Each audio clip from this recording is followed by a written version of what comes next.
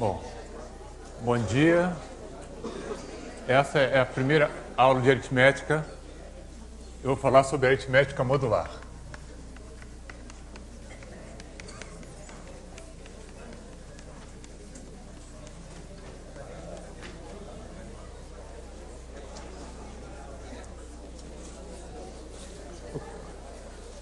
Quero começar falando sobre os dias da semana. Então, quais são as segundas-feiras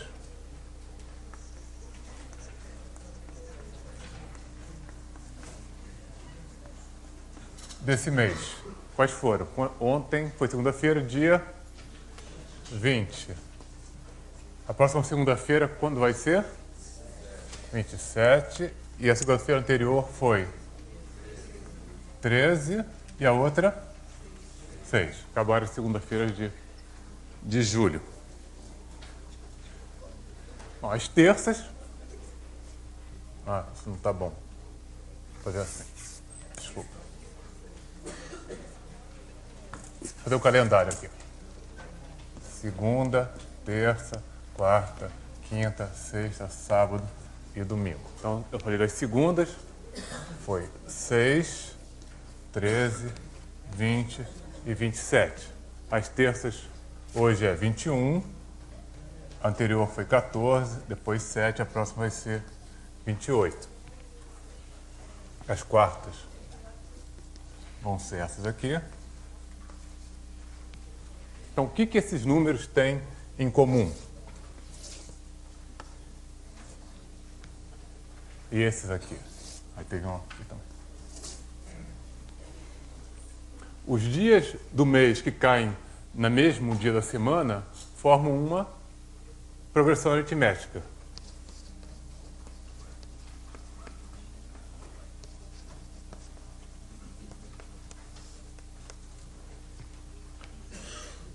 Que são diferentes, mas têm a mesma razão, que é 7.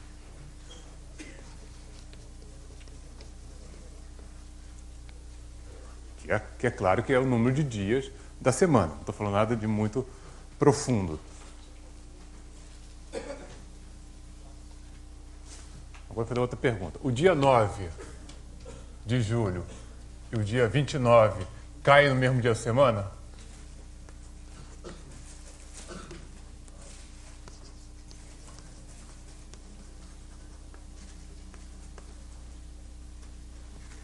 Sim ou não? Eu não preciso nem saber em que dia da semana esses dias caem. Por que eu sei que eles não caem no mesmo dia da semana? Por quê? Porque quantos dias tem de 9 a 29? 20 dias. E 20 dias não cabe o número inteiro de semanas.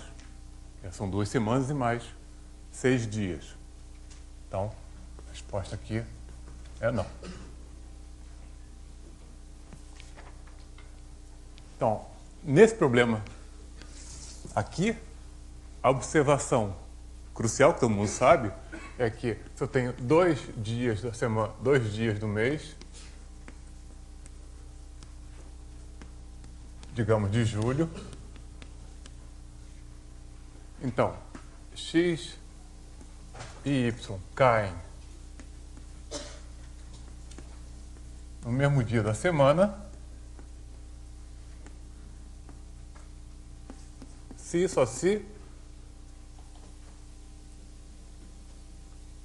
entre x e y passar um número inteiro de semanas. Essa é a definição de cair no mesmo dia da semana. Como é que eu escrevi aqui?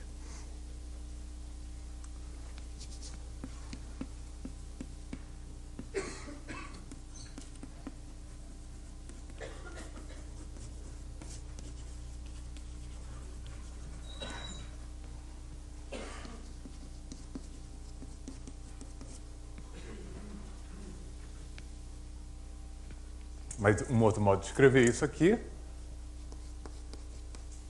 é escrever que x é y mais 7 vezes t, onde t é um número inteiro. Eu não sei se x é maior do que y ou não, então pode ser que não seja. Por exemplo, 8 e 22 caem no mesmo dia da semana, porque 8 é 22 mais 7 vezes menos 2. 8 ocorre 2 semanas antes do dia 22. Então, essas são observações que a gente sabe do dia a dia e quem está acostumado, mas eu só estou escrevendo aqui de forma matemática o que isso quer dizer.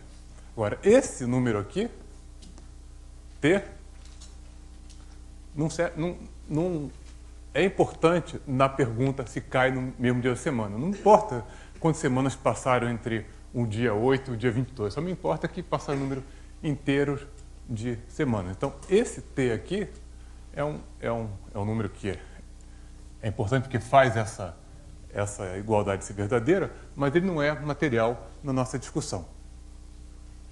E aí é que entra essa notação. Então, como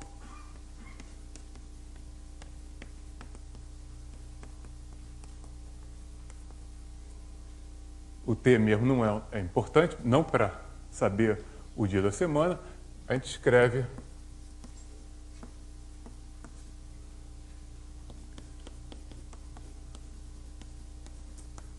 essa notação aqui. A gente diz que x e y são congruentes módulo 7. O que é importante é o 7. 7 é importante para problemas sobre o dia da semana. A semana tem 7 dias, mas o número de semanas que ocorre entre duas datas não é importante para decidir o dia da semana. Então, essa notação aqui, em geral,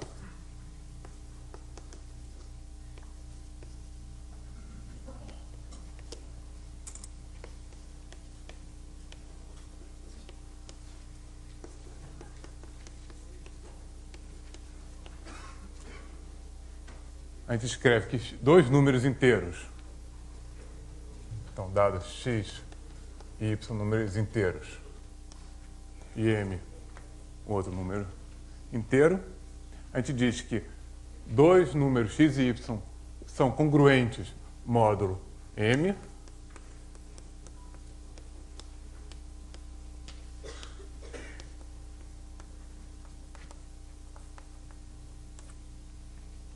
quando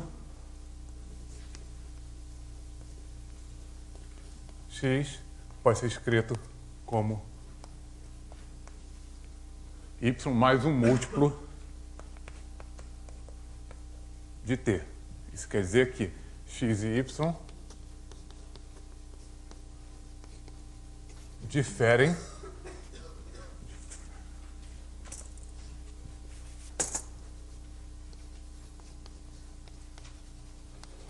por um múltiplo de t. Desculpa, um múltiplo de m.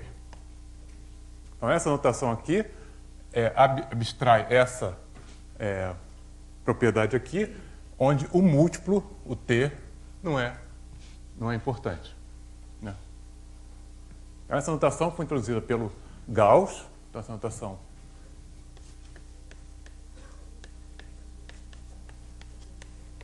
no importante livro de teoria dos números que ele escreveu em 1901.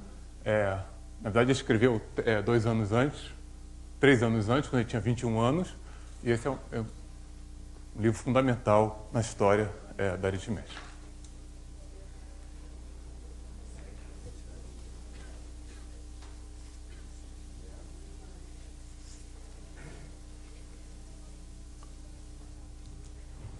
A grande vantagem, pode parecer que é uma coisa simples, mas a grande vantagem dessa notação aqui é que ela parece com uma igualdade.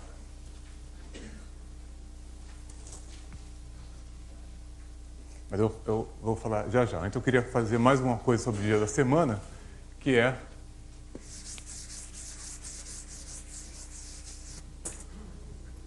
então, no nosso exemplo aqui, a gente tem 6 é congruente a 20 módulo 7, exatamente o que quer dizer que eles caem no mesmo dia da semana. Além disso, o número de anos, de dias num ano, é quanto? Bom, mais 15. Então, isso aqui é congruente a 1 módulo 7.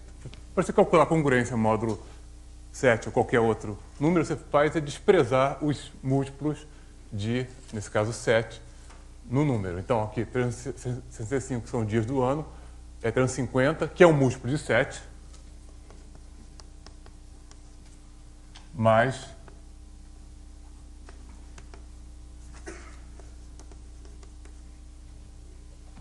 mais 15, que é 1 mais um múltiplo de 7. Então, 365 é congruente a 1 módulo 7, o que é responsável pela essa coisa que você sabe, que a cada ano o dia da semana avança 1. Então, por exemplo, em 2009, o dia hoje é 21/7, que é uma terça-feira. Em 2009 é uma terça-feira. Em 2010 vai ser uma quarta. Em 2011 vai ser o quê? Uma quinta. Em 2012 vai ser o quê? Ah, ótimo. Então, isso aqui é verdade para os anos que tem 365 dias, mas tem alguns anos que tem 366 dias. Esse é um ano que tem 366 dias, então vai andar 1 por causa dessa congruência módulo 7 e mais 1 do dia bissexto, né? Então, isso aqui é um exemplo, é uma razão pela qual o dia da semana anda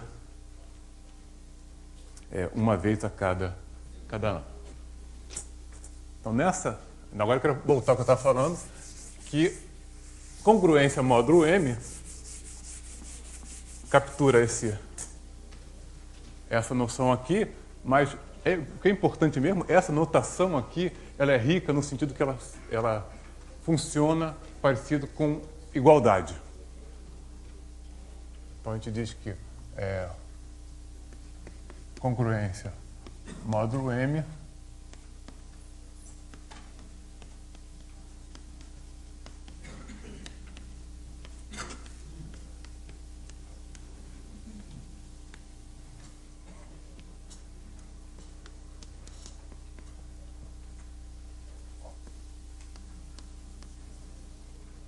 todo número é congruente a si próprio, módulo M. Se x é congruente a y, módulo M, então y é congruente a x, módulo M. Se x é congruente a y, módulo M, e y é congruente a z, módulo M, então x é congruente a z, módulo M. Que são exatamente as propriedades que a gente conhece da igualdade, que é reflexividade,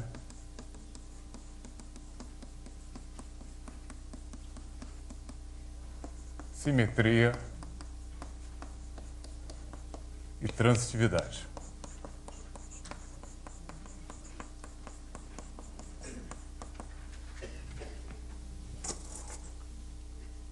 Você, em vez de ler congruência módulo M, lê igualdade. Qualquer coisa é igual a ela mesma. Se uma coisa é igual a outra é igual a uma. Se a primeira é igual à segunda, a segunda é igual à terceira, então a primeira é igual à terceira. Exatamente o que acontece com a igualdade.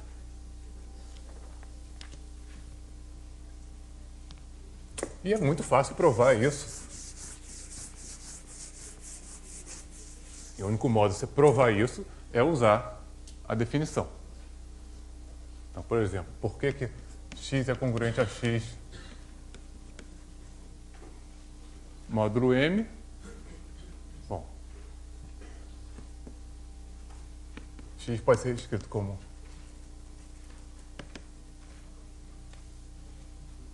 x mais 0m. Isso aqui é um múltiplo de m, é 0, mas é um múltiplo de m. Então, isso é verdade. Por outro lado,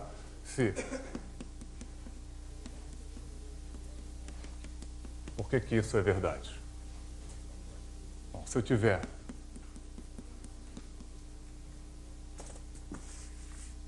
x congruente a y módulo m, porque x igual a mt.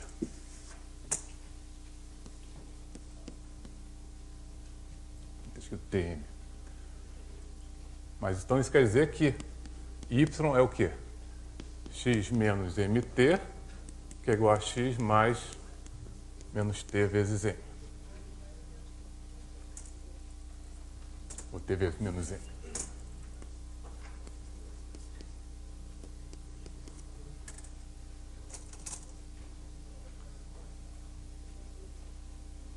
Vou deixar vocês fazerem essa outra aqui.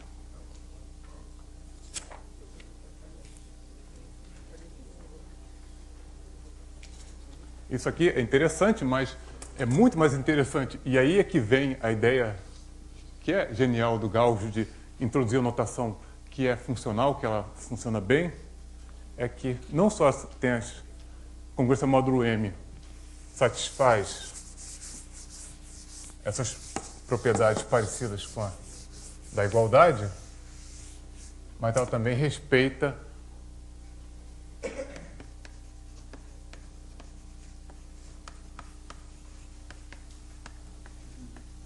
as operações aritméticas. No seguinte sentido,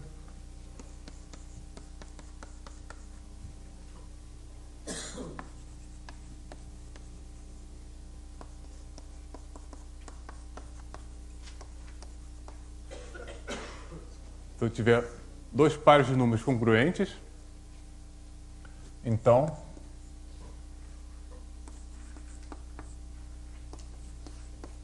a soma deles também é congruente à soma dos outros e o produto também é.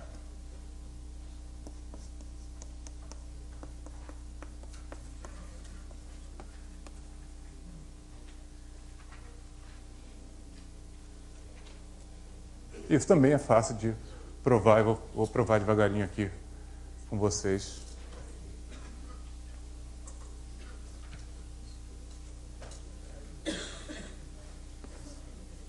Então, primeiro caso. Como é que a gente prova isso aqui? Bom, por definição, esse cara aqui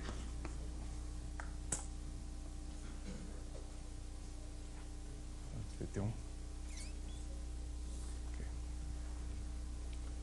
Não. Desculpa, assim fica feio.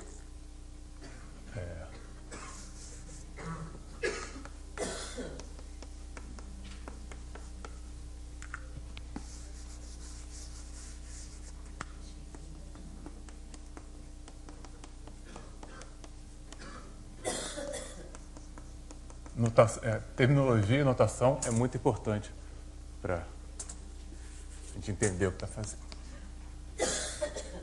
Então, por que x1 é congruente a y1? Eu sei que a diferença deles é um múltiplo de m, e a mesma coisa para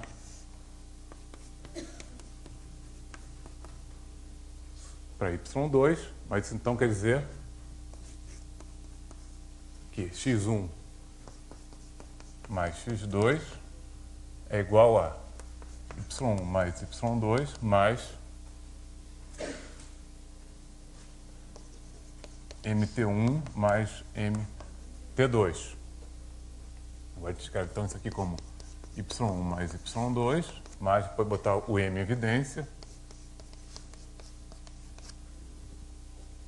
Então esse cara aqui é um múltiplo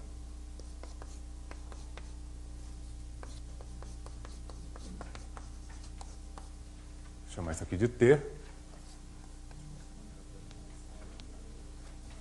Então, o que está dizendo aqui é o seguinte: se eu posso operar com caras congruentes como se fosse uma igualdade. Dada uma igualdade, se eu tenho x igual a y, x1 igual a y, x1 igual a y1 e x2 igual a y2, então posso sempre somar as equações. Isso continua sendo verdade. A mesma coisa acontece nessa notação aqui. Do mesmo modo, vale o produto. Só que o produto é um pouco mais difícil de fazer a conta. Então, o que eu quero provar é que a diferença, né? Dizer isso aqui é dizer que a diferença x menos y é um múltiplo de t. Então, é a mesma coisa que dizer x menos y é igual a mt, múltiplo de t. Então, qual múltiplo de t vai funcionar para essa diferença aqui? Bom, é um truque. Tudo que eu sei é sobre a diferença x1 menos y1, x2 menos y2, que eu não tenho aqui. Então, o truque é você somar, subtrair a...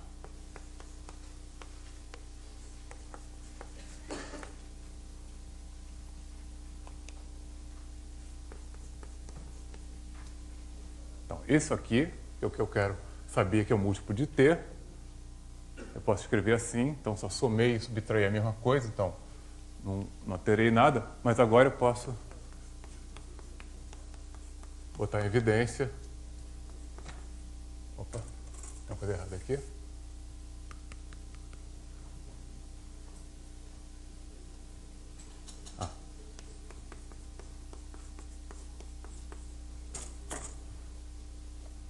Então isso é igual a isso aqui. E agora o que eu posso fazer? x1, eu sei que é x2 menos y2 é quanto? mt2.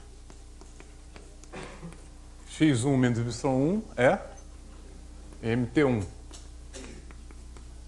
vezes y2. Então, posso escrever isso assim. Isso aqui é m x1 t2 mais t1 y2. E esse é o meu t. Onde t é isso aqui. Um número inteiro.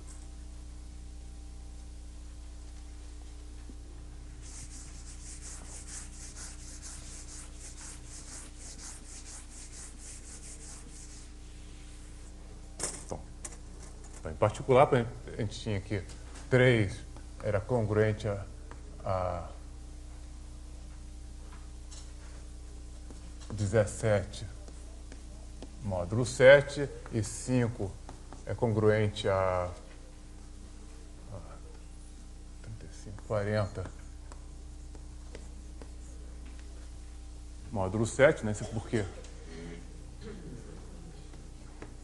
O modo de escrever isso é 3 mais 7 vezes 2, 40 igual a 5 mais 7 vezes 5.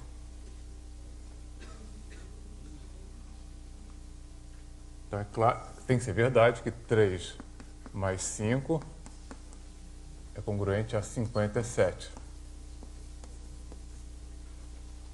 Por quê? Isso aqui é 8 e aqui é... Bom, aqui é 8. Então, com 57 menos 8 é quanto? 49, que é um múltiplo de 7.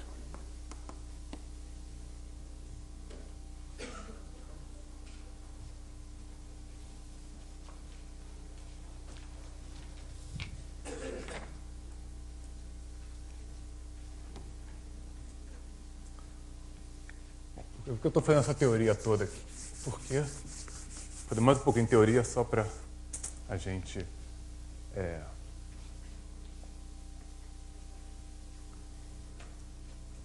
Então, consequências disso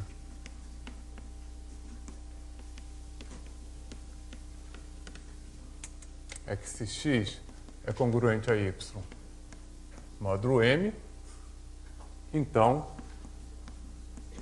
nx também é congruente a ny módulo m, qualquer que seja o inteiro n. Eu posso somar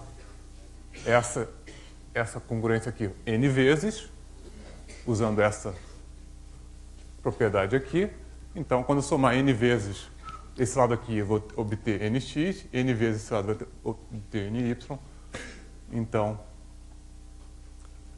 nx vai ser congruente a ny. Do mesmo modo, x elevado a n tem que ser congruente a y elevado a n. Módulo m, porque posso multiplicar aquela congruência por ela mesma n vezes. Então, a congruência módulo n funciona como igualdade, como você está acostumado. Ela abstrai esses múltiplos de m e permite você fazer contas.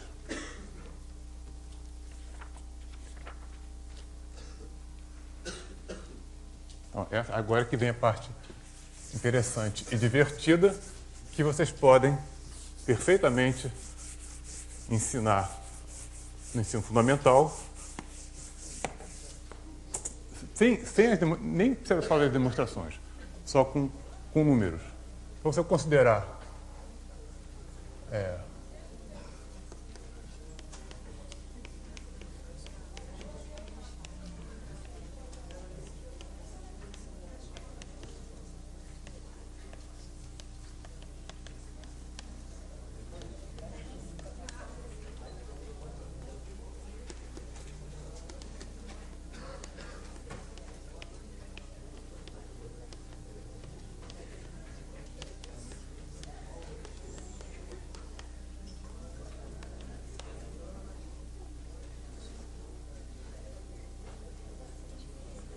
porque a gente prestar atenção aqui,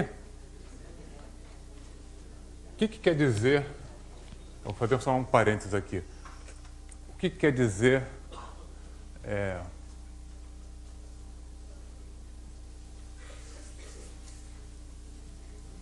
vou considerar só isso aqui.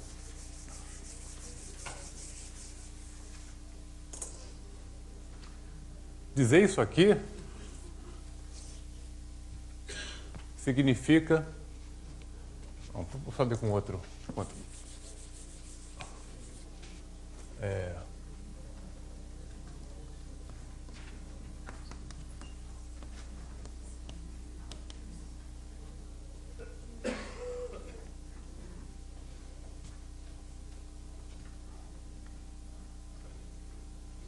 Considerar congruências módulo 5 é ignorar múltiplos de 5.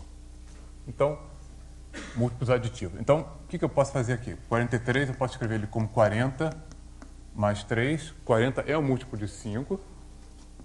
Então, isso aqui é 5 vezes 8 mais 3. Então, isso quer dizer que 43 é congruente a quanto módulo 5? 3. E qualquer que seja o número, por maior que ele seja, eu vou poder reduzir ele até um número que seja menor do que 5.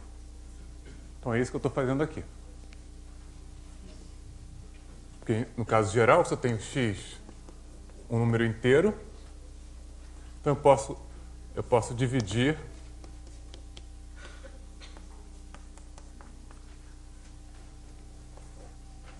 fazer uma divisão com o resto, possivelmente, de x por m, então vai dar um quociente que não me interessa, esse de novo é um múltiplo, mas o resto me interessa.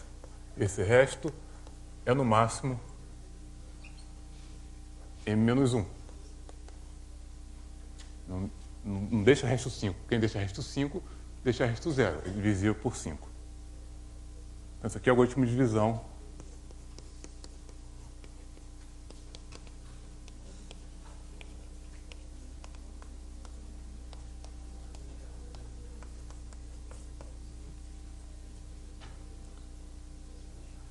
Isso quer dizer que, para esse x aqui,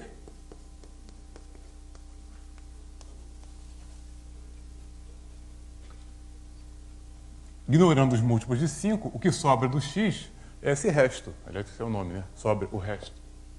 E esse resto é especial no sentido que ele está entre 0 e m menos 1. No caso, m igual a 5, ele está entre 0 e 4.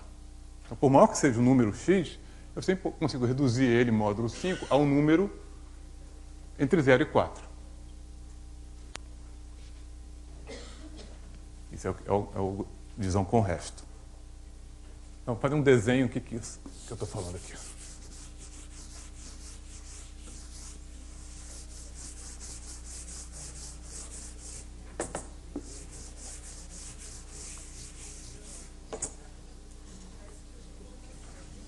Aqui eu tenho a reta numérica, só os números inteiros.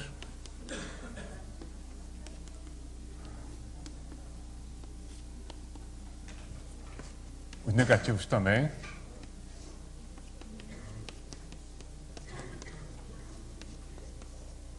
Então, esse aqui é o conjunto dos números inteiros.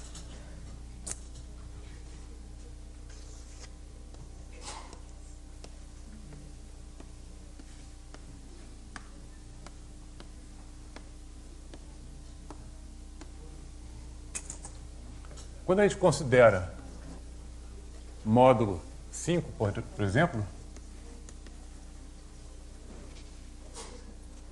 o que está fazendo aqui é como se a gente estivesse enrolando essa reta. Por quê?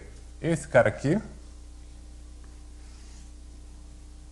5 é congruente a 0 módulo 5, né? Deixar resto 0. 6 é congruente a 1. 7 é congruente a 2. Mesma coisa para cá. Menos 1 é congruente a 4. Menos 1. Por quê? Porque 4 menos menos 1 é 5, que é um múltiplo de 5. Então, enrolando a reta aqui,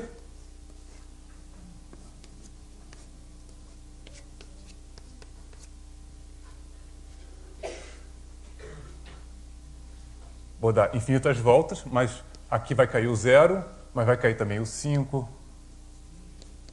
Não é 0,5, como é que eu vou escrever isso? 5, o 6, o 7, o 8, o 9, o 10, o 11, o 12, o 13 e o 14. Então, fazendo o módulo M em geral, eu vou pegar essa reta numérica aqui, só os pontos inteiros, vou enrolar ela num círculo e vou reduzir uma coisa que era infinita a uma coisa que é finita. Só tem M pontos, 5 pontos aqui.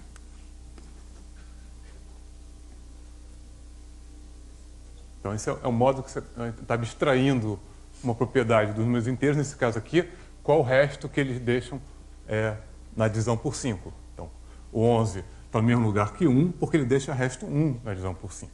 O 13 está no mesmo lugar que 3, porque ele deixa resto 3 na divisão por 5.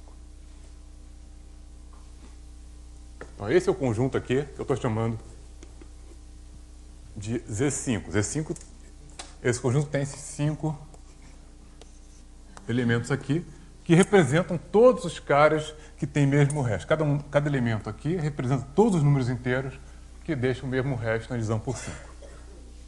E agora eu vou voltar ao que eu estava falando lá, que era que esse conjunto tem uma estrutura aritmética, uma estrutura algébrica bem interessante. Então, nesse conjunto, por exemplo, em Z5,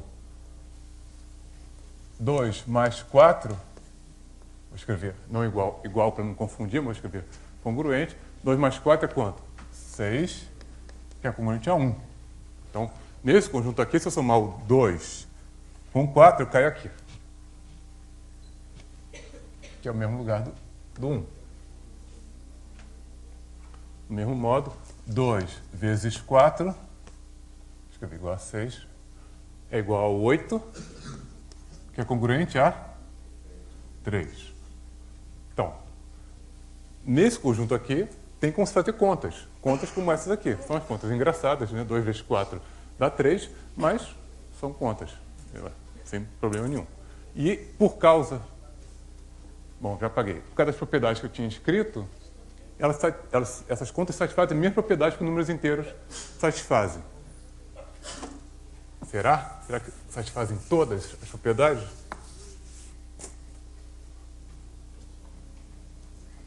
Quanto é que é 2 vezes 3? 2 vezes 3 é 6, que é tudo módulo 5. Né?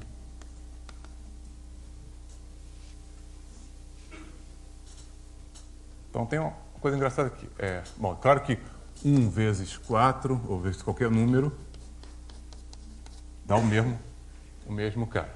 E também 0 mais qualquer número também dá o mesmo número. Então, tem a noção do 1, do elemento neutro da multiplicação, do 0, do elemento neutro da adição. Então, está muito parecido com os números inteiros.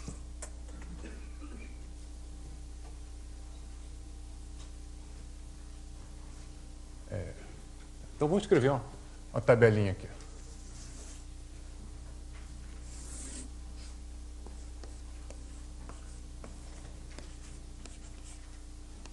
Então, ainda em Z5.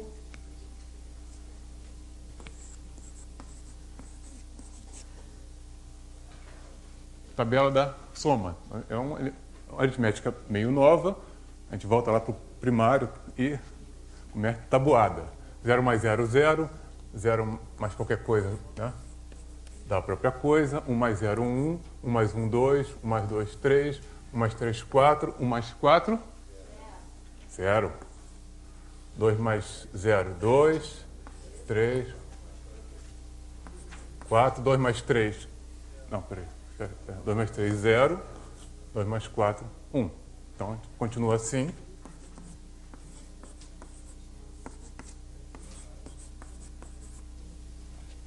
A tabela da soma não tem muita graça. É só... Cada linha é um deslocamento da linha anterior. Uma permutação circular de umzinho. A tabela da multiplicação bem mais divertida.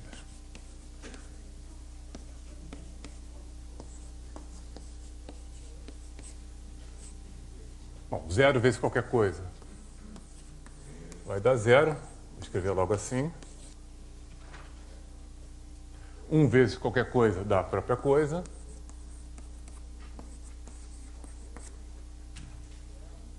2 vezes 2, 4.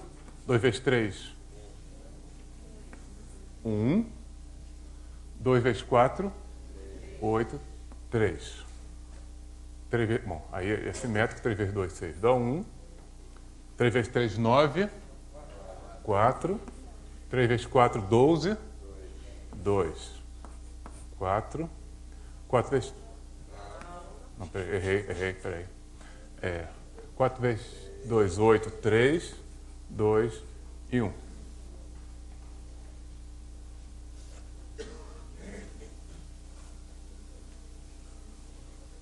Então, a gente nota a seguinte coisa. Exceto por essa linha do 0, as outras todas são permutações não circulares da linha original aqui. Tá? Vamos notar isso. Mas será que isso é sempre assim? Então, isso aqui é módulo...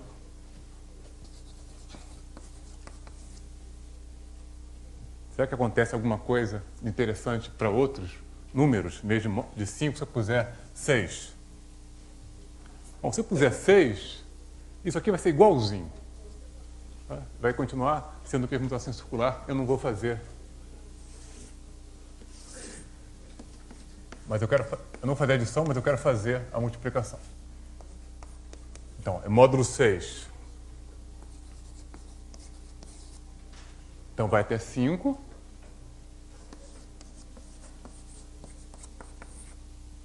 Tudo vezes 0 continua sendo 0. Tudo vezes 1 continua sendo 1. A mesma coisa. Mas agora vamos fazer o outro. 2 vezes 2, 4. 2 vezes 3, 0. 2 vezes 4, 8 dá 2. 2 vezes 5, 10, que dá 4. 3 vezes 2, 0. 3 vezes 3, 9, dá 3. 3 vezes 4, 12, 0. 3 vezes 5, 15, dá 3. 4 vezes 2, 8, dá 2. 4 vezes 3, 12, dá 0. 4 vezes 4, 16. Dá 4. E o outro deve dar 2. E esse aqui... Não vou nem fazer a conta porque eu sei que tem que dar isso. Por quê?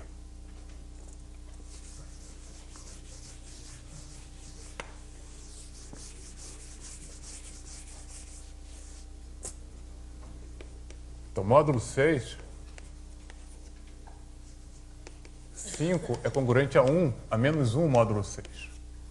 Ele atua como o menos 1. A gente pode olhar... Ah, bom, não tem a tabela aqui. Mas, toda vez que eu somar 5 ou um número, na verdade, eu estou somando... Eu estou diminuindo de 1. Então, quando eu multiplicar por 5, a mesma coisa que multiplicar por menos 1. Então, ele vai listar... ao contrário. Então, o que ficou diferente aqui? Qual a diferença da aritmética modular no caso dos números inteiros? É que módulo 6 eu tenho 2 vezes 3, congruente a 0 módulo 6. Tem zeros. Eu tenho 4... Bom, isso é certo. Então, tem outro exemplo...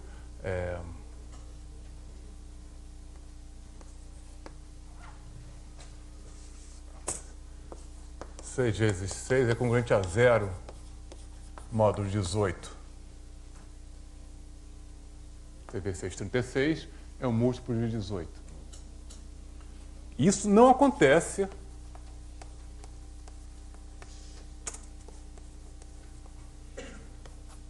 no conjunto de números inteiros. Então, se eu tiver 2 números cujo produto é 0, então um deles tem que ser 0. Certo? O professor Erlan falou isso ontem na aula de equação de segundo grau. Mas nesses sistemas aritméticos diferentes, esses Z5 e Z6, existem esses divisores de 0.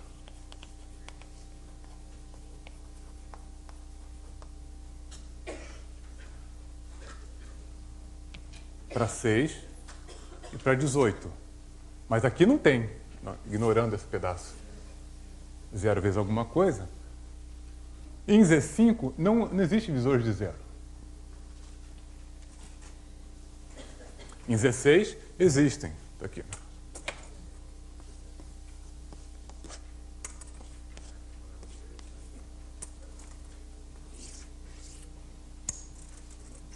Então, o que 6 tem que 5 não tem ou vice-versa?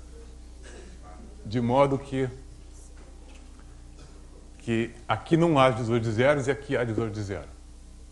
Quem falou? 5 é primo. E 6 não é primo. Então isso é sempre verdade. Então esse é um teorema. Se M é primo, então Zm não tem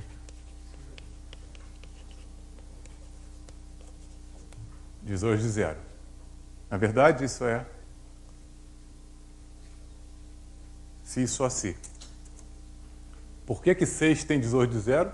Porque ele não é primo. Ele é 2 vezes 3, então 2 vezes 3 é um exemplo de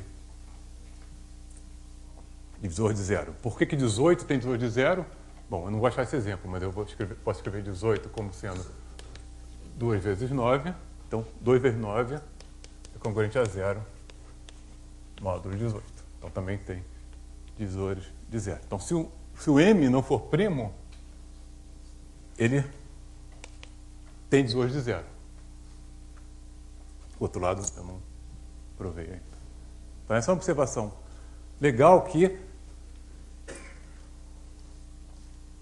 é um pouco inesperada. A gente começou a fazer umas contas e tal, meio bobo, enrolamos lá a reta para virar um círculo, mas os números primos apareceram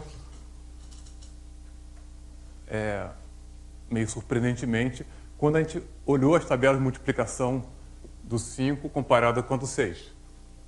Se eu puser 8 ou 60 aqui, vai ter, em algum lugar, vai ter zeros na tabela. Mas não vai ter zero sempre. Vamos fazer uma outra. Aqui não é um bom exemplo.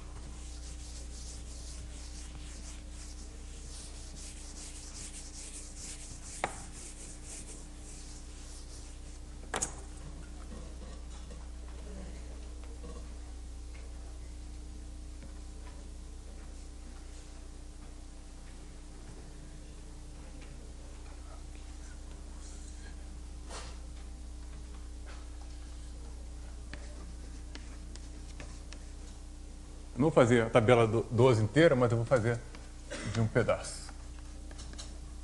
Tabela de multiplicação.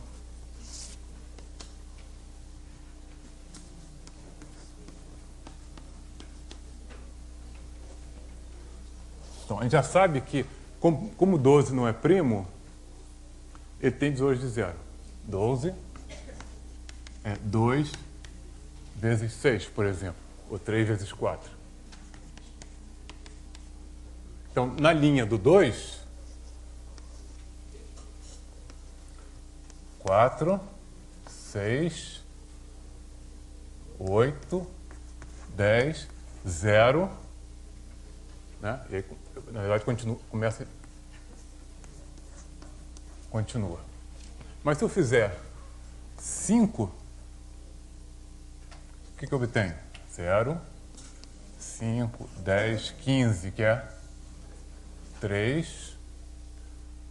Bom, é só somar mais 5. 8 mais 13, que é 1. 6, 11, 16, que é 4. 9, 14, 19, que é 7. Está errado? O que eu errei onde? Ah, não. 14 não tem. Está certo. Qual a diferença entre 2 e 5 aqui?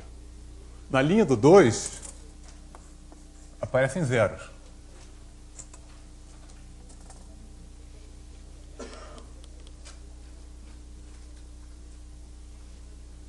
Na linha do 5, não aparecem zeros. Por quê? Oi? Então eu devia ter feito a linha do 8. 0, 8, 8 mais 8, 16, que é 4. 8 mais 4. Pronto, vou parar. Na linha do 8 também aparecem zero. E 8 não é um divisor de 12. Então, qual é a relação que tem 2 e 8 com 12 que 5 não tem? Por acaso ele é até primo, né? Ia ter posto um. Certo. Então, se alguém pega um que não é primo, não vai ter. Não vai ter nenhum.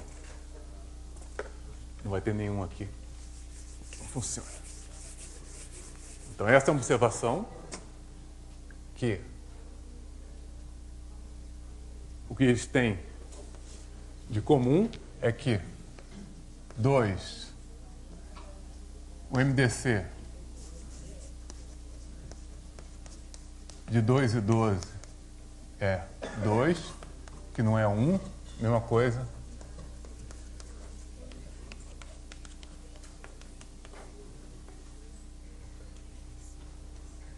Mais o MDC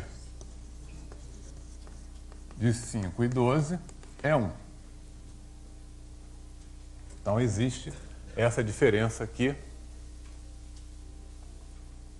nas tabelas. Não só ocorrem zeros, como não é sempre que ocorre zero. Então, aqui não ocorre zero nem no 1, nem no 5.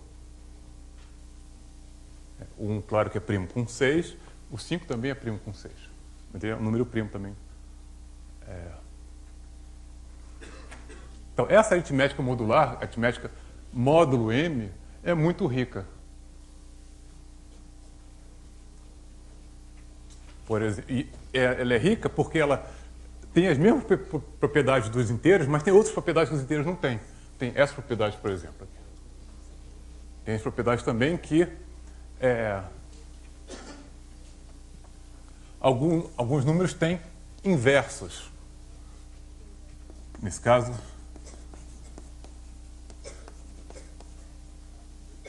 5 é o seu próprio inverso. Ele vezes ele dá 1, que é o elemento neutro da multiplicação.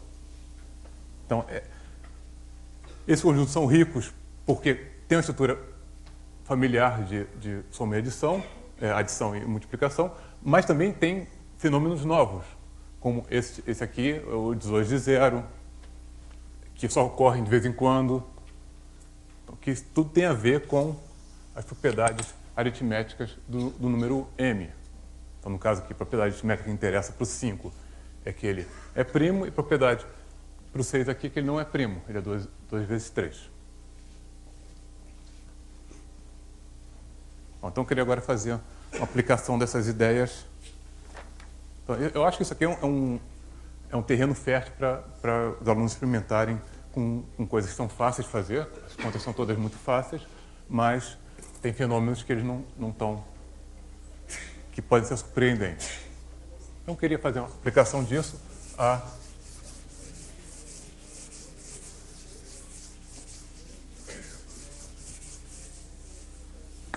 para explicar os famosos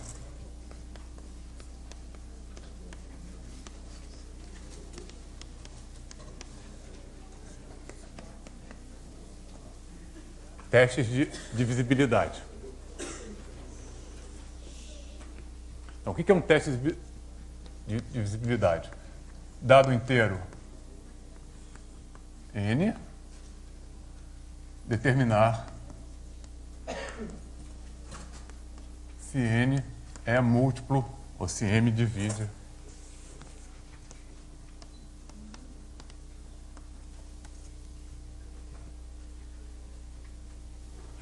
Bom, se eu escrever assim, então tem uma resposta simples. Divide n por m e vê se tem um resto. Eu quero um teste de divisibilidade para ser digno desse nome, tem que ser uma coisa mais fácil que você fazer a divisão. Então, eu quero fazer isso aqui sem efetuar a divisão. Então, se eu não for efetuar a divisão, a única coisa que eu posso fazer é usar a representação, digamos, decimal do número. Então, tipicamente, você vai fazer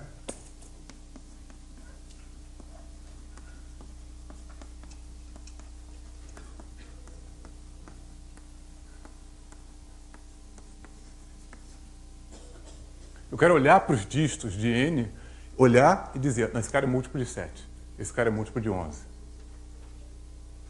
Será que a gente consegue fazer isso? Porque se eu tiver que dividir, aí não tem graça nenhuma. Então, vamos escrever n como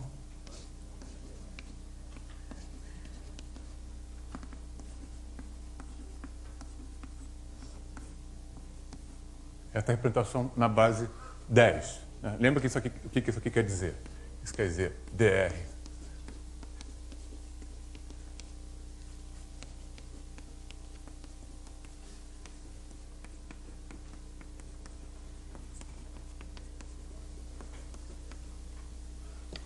a representação decimal é exatamente isso. É a expansão de n nas potências de 10. Né? Só para lembrar, né? 123.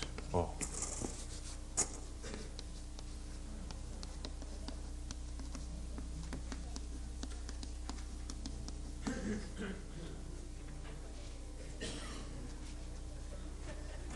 Então, eu quero olhar para esse número aqui e perguntar, ele é divisível por 2? E a resposta qual é? Por quê? Não é porque vocês dividiram e acharam que a resposta era 200 e... quanto é? Não sei mais, 38. Não é? Vocês não fizeram essa divisão. Por que vocês souberam que esse número era divisível por 2? Mas par quer dizer o quê? Não, mas olhando para os dígitos dele, o que quer dizer par? Não, isso é o que eu quero saber, se ele é múltiplo de 2. O que tem aqui? Isso. O último ou o primeiro, não sei, né? Vamos chamar de U. O algoritmo das unidades é par. Então, vamos fazer esse teste aqui. Então, o teste mais conhecido é quando m igual a 2. Então, m igual a 2, a gente sabe que m é divisível por 2, se só se o quê? Agora, usando essa representação aqui, eu posso ignorar todos os outros. 0, 2, 4, 6 e 8. Então, basta olhar para um dígito, sem fazer conta nenhuma, e memorizar quais são os dígitos pares, que você sabe quando é dividido por 2. Mas como é que a gente explica isso? A explicação é que 10 elevado a k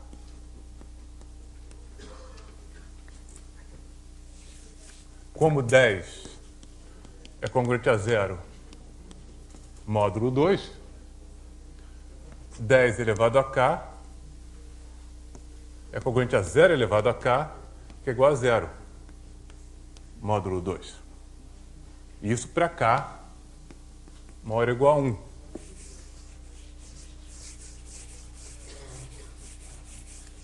Para k igual a 0, 10 elevado a 0 é 1. Então, o que isso quer dizer aqui é que m, então, é congruente, m que é essa soma aqui, é congruente a d0 módulo 2. Porque todas essas parcelas aqui são 0. Isso aqui é congruente a 0, congruente a 0. Porque todos são múltiplos de 10. Então, isso resolve m igual a 2. m igual a 5 é mais fácil ainda. De novo, 10 é congruente a 0 módulo 2, o que implica que n é congruente a módulo 5, d0 módulo 5. Então, n é divisível por 5. Se só se d0 é divisível por 5, mas d0, esqueci de dizer, todos os di's são dígitos decimais entre 0 e 9. Mas entre 0 e 9, quem são os múltiplos de 5, são só 0 e 5. Então, isso também é facílimo.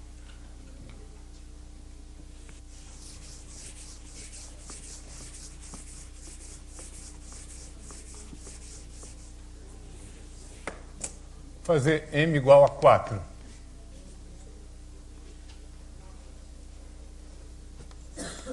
Dez é congruente a quanto módulo 4? A 2. Mais 100, ou 10 ao quadrado, é congruente a... é igual a 100, que é congruente a 0. Porque isso aqui é 4 vezes 25. Então, se 10 ao quadrado já é 0, então 10ak também é 0 a partir do 2. Mas isso então quer dizer que n é congruente a quanto? Todos esses aqui dão 0, exceto os dois últimos.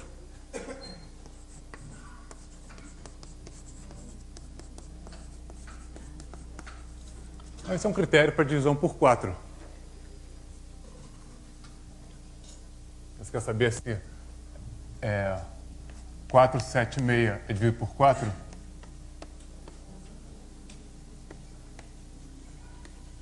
Então, basta olhar para 76. Basta olhar para 14. Então, nesse caso aqui, eu tenho que 476 é congruente a 2 vezes 7 mais 6, que é igual a 14 mais 6, que é igual a 20, que é congruente a 0 módulo 4. Mas ninguém sabe isso aqui.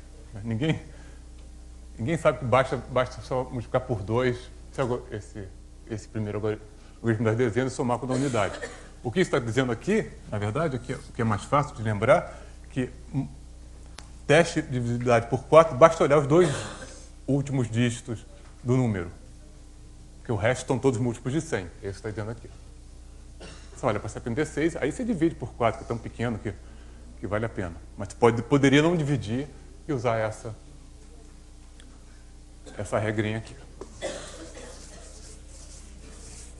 Bom, então o que sobrou agora, que eu pulei, qual foi? O 3.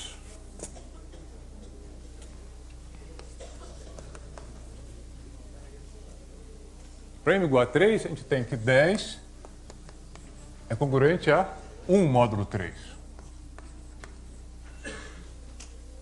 Isso quer dizer, então, que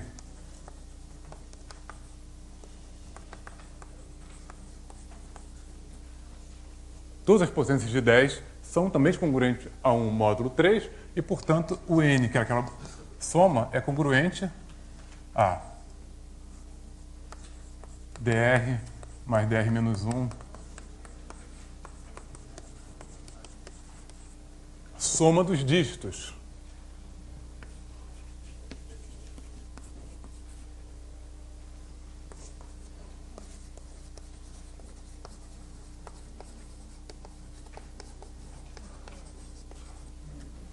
Que é o nosso conhecido teste para saber se um número é múltiplo de 3. Esse número é múltiplo de 3?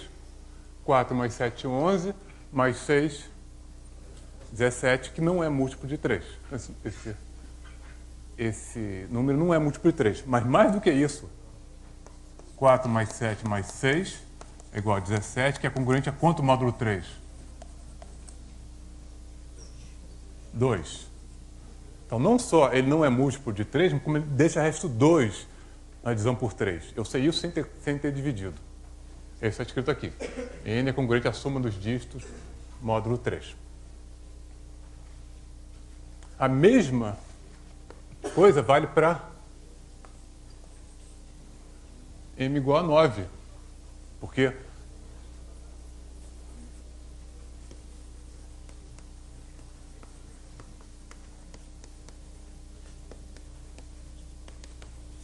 porque 10 é congruente a 1 módulo 9,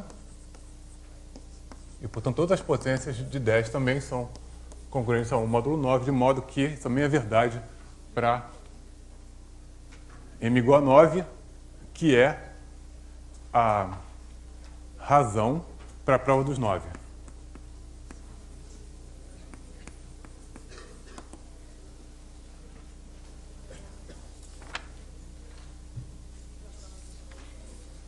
Então, se eu disser para você que 12 mais 34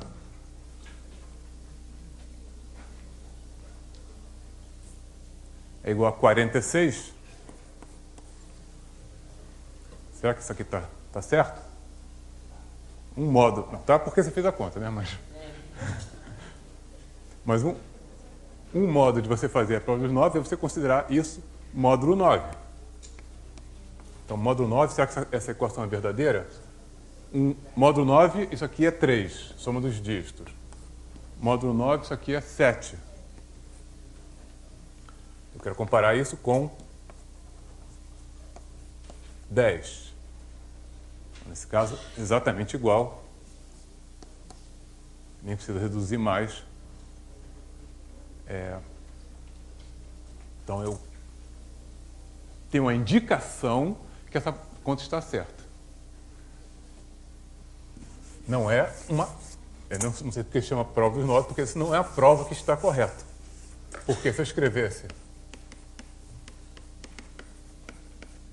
isso daqui, módulo 9, teria problema nenhum. 3 mais 7 seria igual a 10. Ou congruente. Eu só troquei a ordem. Então, a prova dos 9, ela só é capaz de provar que a conta está errada. Ela não é capaz de provar que a conta está certa. Essa conta, por acaso, está certa. Mas essa conta, com certeza, está errada. Certo? Na prova dos 9 só prova que uma conta está errada.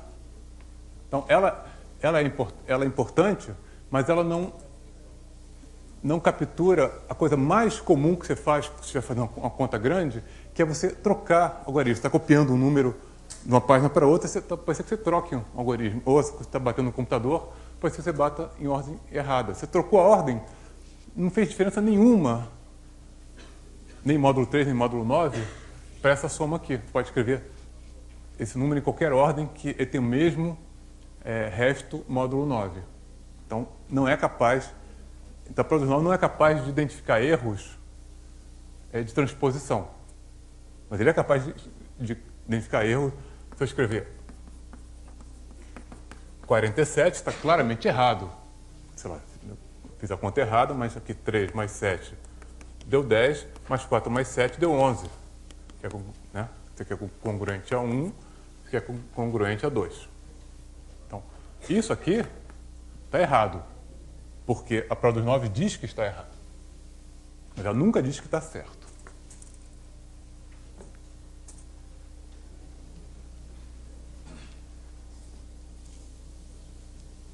Uma prova aqui, só para a gente terminar, que seria capaz de identificar esse tipo de erro, seria com 11. 10 é congruente a quanto módulo 11? 10 mesmo, mas eu vou escrever assim. Também congruente a menos 1. Porque 10 menos menos 1 é 10 mais 1, que é 11. E 10 ao quadrado é 100, que é igual a 99 mais 1.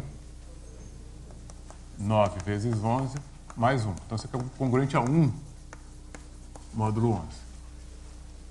Isso quer dizer que 10 ao cubo é congruente, que é o produto desses dois caras aqui, é congruente ao produto desses caras aqui, menos 1. 10 à quarta, que é o produto desse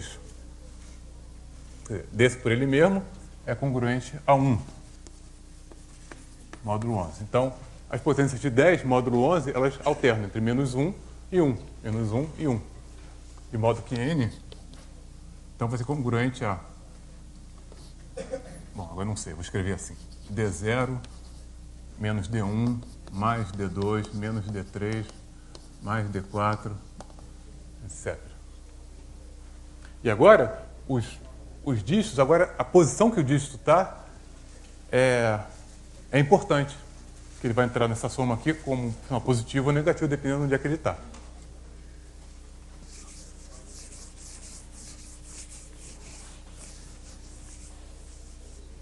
Então, por que 5, 8, 3, eu sei que é um múltiplo de 11? Porque a soma dos dígitos na posição ímpar, ou par, tanto faz, é igual à soma dos na posição ímpar. 5 mais 3 é 8.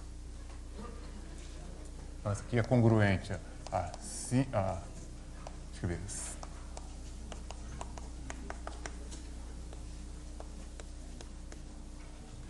E isso agora é capaz de identificar esse erro aqui. Posso fazer a prova dos 11.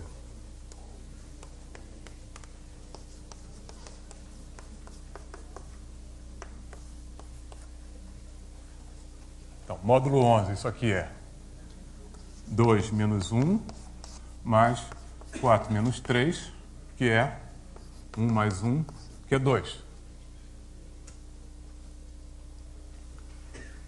Módulo 11, aqui é 4 menos 6, que é menos 2. Não é a mesma coisa. Então, essa conta está errada. Então, como são diferentes, a conta está errada.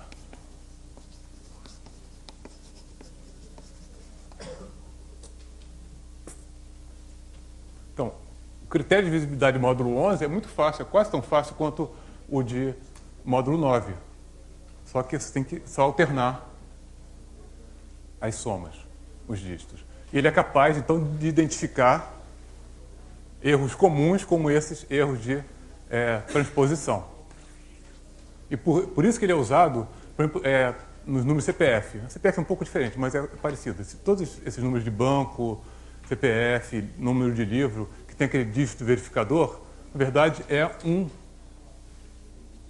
critério, essencialmente módulo 11, para você garantir que o número está certo. Então, quando o caixa do banco bate aquele número da sua agência, tem aquele dígito verificador, se ele trocar dois números de ordem, que é muito comum no teclado do computador, vai dar errado o dígito verificador. Se ele trocar muito de ordem, aí não vai identificar. Então, você, por exemplo, se o número fosse, em vez de 583, se ele bateu 385, aí não tem jeito. Mas se ele bater 538, aí ele identifica. Mas se ele trocar muito de ordem, não identifica. Então tem outros dígitos verificadores mais complicados, o CPF é um deles, que em vez de só usar mais e menos, dão pesos para cada posição. Então o CPF é algo como 1D0 mais 2D1 mais 3D2 mais 4D3, esse é o primeiro dígito do CPF, e o outro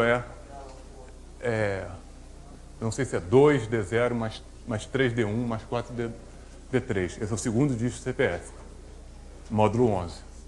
E isso então permite identificar muitos erros quando a pessoa bate o CPF. Bom, meu tempo acabou.